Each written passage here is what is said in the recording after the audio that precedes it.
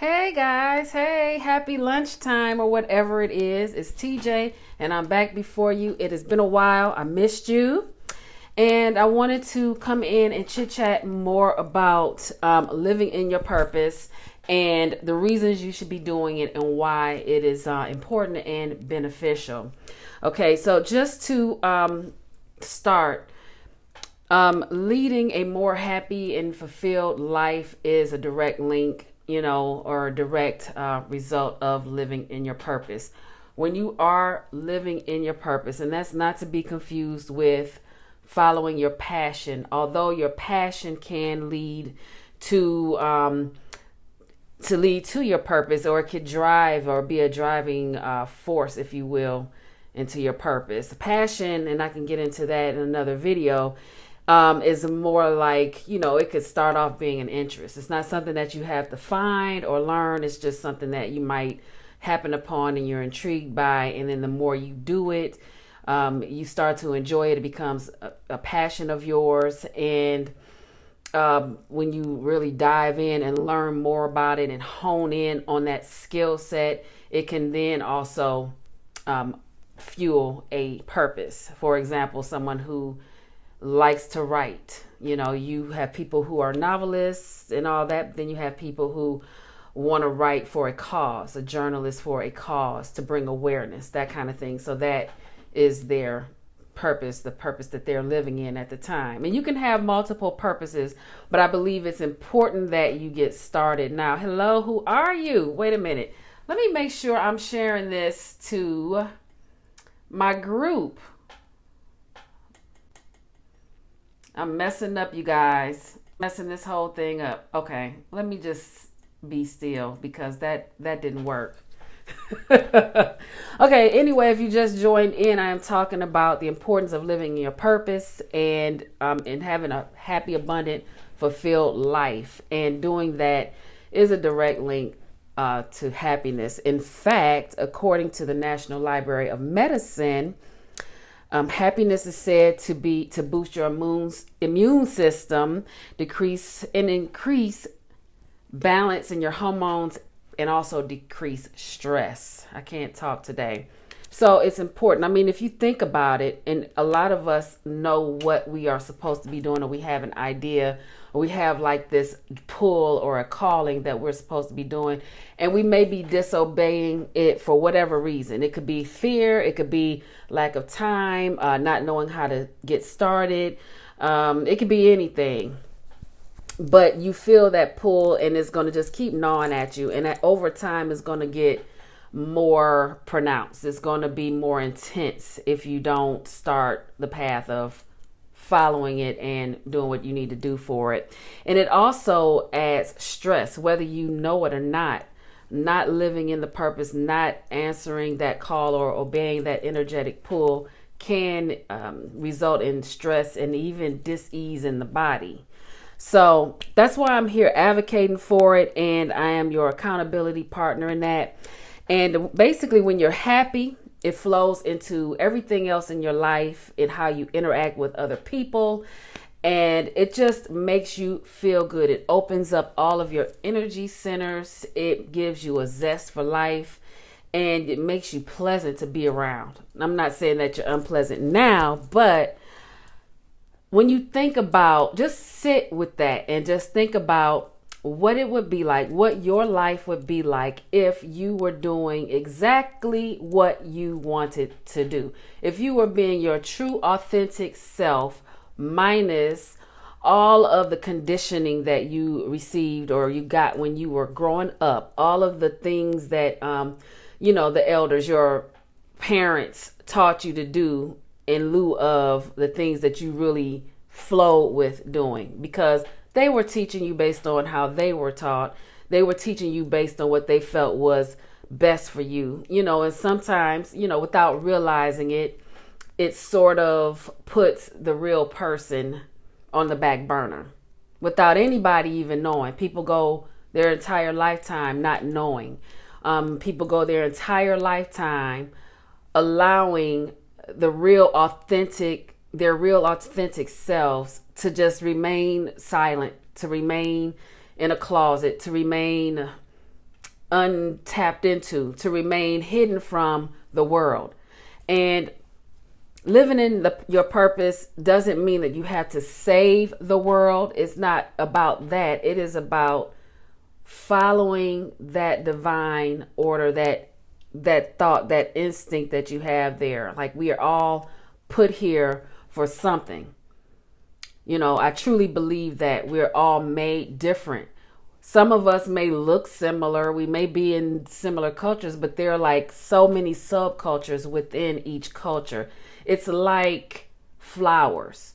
You have a breed of roses, the same breed of roses, same color, same bush, but they all look different. You're not going to see any two the same. So it's sort of the same concept, I'm checking my notes here. And then, yes, it improves your quality of life. I did mention your overall health and well-being. I mean, just imagine what it would be like to be your true self. I'm going back to that. Imagine what it looks or feels like, and even looks like, to be your true self. How do you even feel? How does that feel to you? What would you give for that?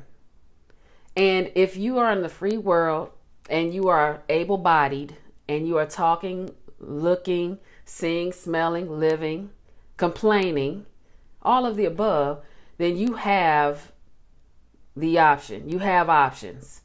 It is your choice.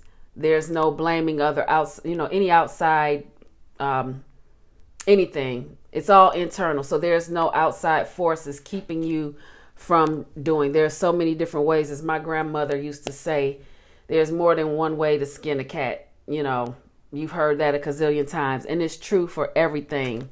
And research has shown that living in your purpose also improves sleep, lowers the risk of dementia, results in fewer heart attacks and strokes. Okay. And when you're doing this, understand that you are going to be making an impact, not only for your own self and your own well-being, but also for your family, your community, and even the world. So again, you don't have to change the world. I'm not saying save the world, but when we all work as a collective, like my mother always says, if everyone shares a little bit of what they have, then nobody would need. It's the same difference. So if we all put in the work, just a little piece of ourselves, then we're making an impact on the world, whether we realize it or not. That's just what it is. So you were divinely gifted with ideas, unique talents and gifts that were meant to share, that were meant to be put forth and share with people. Now, how that looks for you, it depends on you and how, your intuition. But, and I mentioned this before in a previous video, it doesn't have to be on a grandiose stage. It doesn't have to be speaking in front of people. It can be totally silent, but as long as you're doing it, it doesn't have to do with a job, a 9 to 5. Surely you can do it full time as well. Do it full time on a philanthropic level, or even on a paid monetary level. By the same token, you can keep the 9 to 5 and still be your authentic self and living it completely in your purpose. There are a lot of people who have these great jobs, great offices, great titles, good money, and they're still unhappy. And I go back to that story of Wayne Brady. He was on that last season of The Masked Singer. As talented as he is, as booked as he seems to be, in his clue package, he was talking about how unhappy he was because he wanted to sing. He wanted his singing career to be taken seriously. Instead, it was funny man, make me laugh. So he's making other people laugh, but on the inside, he's hurt. So it doesn't have to do with the money you make. It has nothing to do with the career path you choose. It doesn't have to do anything with how popular you are.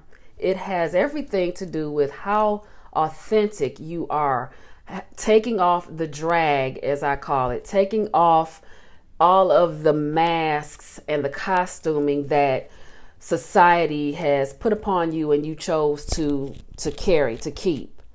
You know it, just like I knew it.